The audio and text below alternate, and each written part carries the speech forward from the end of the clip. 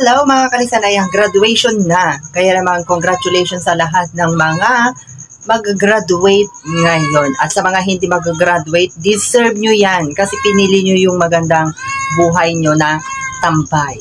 Oo. So, ayan yung ating mga felicitas. Samba, kumusta ka na Samba? Gagraduate ka ba Samba? Ha? Gagraduate ka? Ito maingay ito. Ano bang problema mo? Orangey? Ano bang problema ni Orangey, ha? Anong problema mo, Orangey, ha? Orangey. Ayan, bakit? Diyos ko, kakalabas nyo lang. Hindi rin kayo mabantayan sa labas. Hindi pwedeng lagi na lang kayo dyan sa labas kasi magluluto na ako. Mamaya na ulit. Mamaya na ulit. Bantayan mo yung anak mo, tignan mo yung anak mo naglalaro dyan, oh. Hindi ko pa kasi maibigay yung mga laruan ng ating mga felicitas, mga kalisen, kasi ano pa sila hindi pa sila marunong maglaro ng mga ganun, mga balls, katulad ng mga felicitas noon. Ngayon, ang gusto lang nila, ganyan lang sila mga kalisen, yung naglalaro lang sila dyan sa loob ng cage nila, aakyat-akyat. Kaya hindi pa masyadong nakakapaglaro ng ano.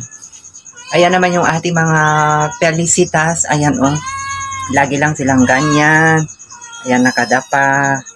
Ayan, si Kiara, si Samba, tsaka si Mama Kat Felisa, oh.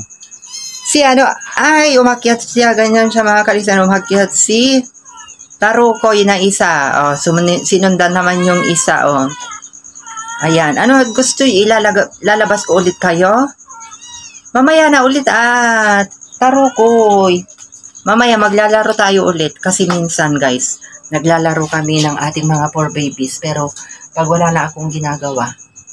So ayan lamang mga kalisen yung ating happy graduation sa lahat ng mga mag-graduate ngayon. Ayan. I'm sure proud na proud ang inyong mga magulang sa na-achieve nyo na kurso nyo man ngayon.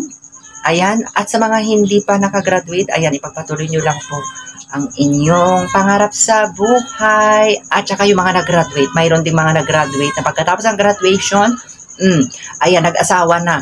Oo, tapos pag mag-asawa kayo, magkaroon kayo ng anak, ipaasa nyo sa mga magulang nyo, na umaasa na nag-graduate kayo para matulungan nyo sila, pero magdoble na naman sila sa gastusin kasi lahat ipapaasa nyo na naman sa inyong mga magulang kapag nagkaroon kayo ng anak. Mahiya naman kayo. Oy, grabe mga kibrang, parang gyota.